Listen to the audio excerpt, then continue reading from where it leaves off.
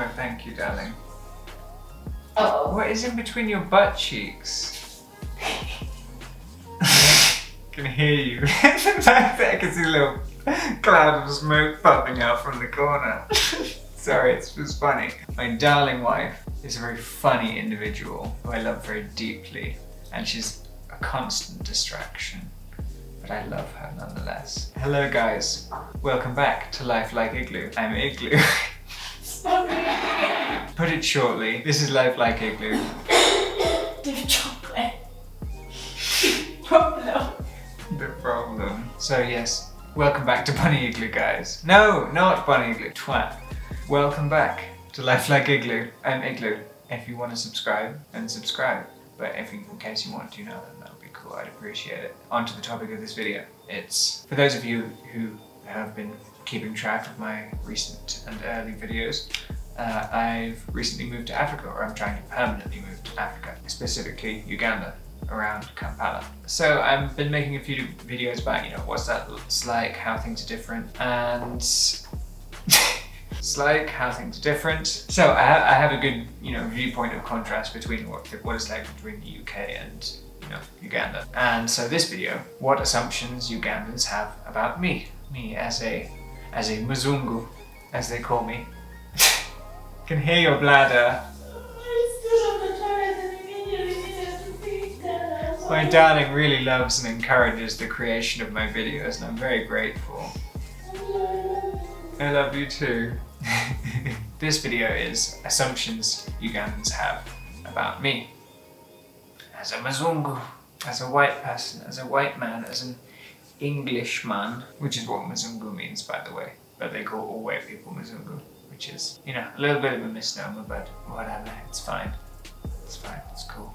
There's some really obvious ones, which is like, they'll assume about every single white person. Fact number one, they all think you're super wealthy. I think slightly ignorant, but I understand how, especially with the exchange rate and stuff, you could come here with a few £100 and have more money than a lot of people would get in a year. So comparatively, yeah, you can appear wealthy, even if it's not by. But yeah, so that's assumption number one. And there's been times where, you're really short and stuff and people think you'll have loads of money and will expect a lot of you.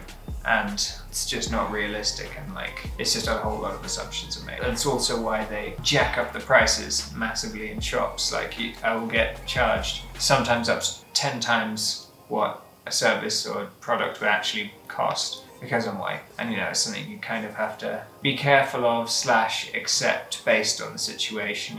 I don't mind paying a tiny bit extra for stuff because, when I have the means, but sometimes it's just not reasonable, so you just can't handle it. Yeah, so they think you're super wealthy. Which isn't quite the case. I want to have a business and a self-sustaining home and things like that, and I don't have that yet. But I will. It's gonna be great. Then they can safely assume that. But until then, I'll keep striving. So, another thing. They think I cannot understand them. which is funny. They think no white person would ever really learn very much Luganda at all. And that's the main language here. There's loads of languages because there's so many different tribes and neighboring countries and stuff, it's all kinds of languages, but the primary one is English and Luganda because it's the language of the Baganda people, which is sort of the most prolific and I don't know. Anyway, Luganda is the main language. And, I have a Ugandan wife who speaks beautiful, fluent Luganda, and I've learned a thing or two. I'm still learning, and we've got a whole series on that on our joint channel. You should check that out, it's Bunny Igloo. But, I can pick up a few things now. I know a few phrases, I know what individual words mean what, even if I can't string a sentence together very well. One thing, they will openly talk as if you're deaf, as if you can't hear them, and will say all kinds of outrageous things because they think you can't understand them. But a lot of the time I actually can. Or even when my wife was with me, they assume she's Nigerian or something, and she's not actually Ugandan, and think they can speak Luganda, shit talk us in front of her, but she obviously hears all of it. So, we hear a lot where people think we don't hear or understand. So that's another one. Another one. Another thing Ugandans assume about me and about white people in general is you're delicate and you're dainty and you can't really do anything physical or it's very strange because people, honestly, some people act like you're made of glass. Like I wanted to dig up some soil for planting some, seeds and veggies and stuff because I enjoy that. They wouldn't let me hold the people around the apartment where I was getting soil from. They wouldn't let me hold the shovel. They insisted on doing it themselves. And I even was trying to explain, I grew up on a farm. I know manual labor and stuff, but they just wouldn't accept that and just thought I wouldn't know how, or I'd injure myself with the shovel or something like that. Also, even with a shopping bag or stuff, it might just be manners. Who knows? They think you can't carry anything that heavy. They'll be struggling with a shopping bag, and I think I can't handle it. I'm an adult man. I can carry stuff just fine, thanks. Yeah, hang on. Carrying stuff makes my back ache. Yeah, so that's the third one. Another one is it's kind of relating to something I said a second ago.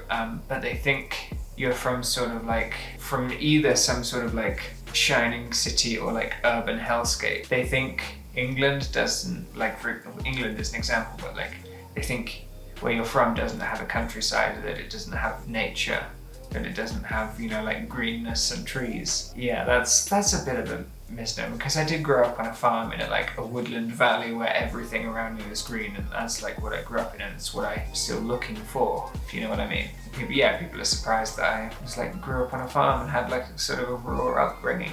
Oh, another one, and this is especially when I'm with my wife, who is a native Ugandan, and one thing they think about the two of us, because we're clearly a couple, and when we're out together we're just we're very coupley, which is a very visible thing here as well. That's a whole other thing. They think I'm getting scammed. They think she's some kind of girlfriend that's just with me to spend all the Muzungu money, run off, and telling her to get pregnant, to scam the white man, as if we haven't been married for how long has it been? Almost 4 years now. I think it might even be 4 years. Just as a disclaimer, I should even put this on the front of the video to be honest, but as a disclaimer, this isn't everyone. This is a small group of people, and just the odd person we encounter, the random stranger who doesn't know us. It's just a bit rude and presumptuous, but I just thought it's just funny to mention the somewhat outrageous stuff people think about us. That's good to mention. I appreciate that. Yeah, I don't know how to phrase it. It's sort of to do with the assumption, and I sometimes thought it's to do with I think I'm delicate or something, but it feels kind of unfortunate, but they'll treat me with more respect than a fellow Ugandan, which isn't, necessarily a bad thing. It's just, it makes me feel bad when I get treated better than my wife, for example. But yeah, they'll bring me, if I see I'm standing around, someone would randomly bring me a chair, which is very kind of them, so and considerate, which is nice. There's a lot of people doing sort of nice things, or making me feel welcome, which is very nice of them. Yeah, one more thing I've remembered. It's sort of an assumption. Yeah, it is an assumption, but people trust me with transactions. If I say oh, sorry, I need to go and get cash, and I can't pay for this right now, but would you mind if I take this stuff? They won't hesitate. It's oh yeah, fine, just pay me when you can, when you're next nearby. There's that element of trust, which is very nice, because I've been in a situation that's been very helpful, a very good thing. That's a fair few things. That's all I can think of. That's all a lot of what we've perceived from other people, so that's interesting. Yeah, I thought you might find that interesting too. Thank you very much for watching, guys. I have been Igloo. This is Life Like Igloo, the channel, the newly budding, expanding, awesome channel. Listen to my wife's amazing music, Sticky Bunny Weird, on all platforms, especially Spotify. Go check her out, she's awesome. I love her very much, you will too. Don't forget to subscribe, comment if you've experienced anything similar, or any assumptions you might have about seeing me as a random person. Who knows, I don't know. Just comment, because it's nice and it's good for engagement, and it helps me see who's watching things, which is nice. Thank you very much, guys. Also, don't forget to subscribe. Thank you, guys.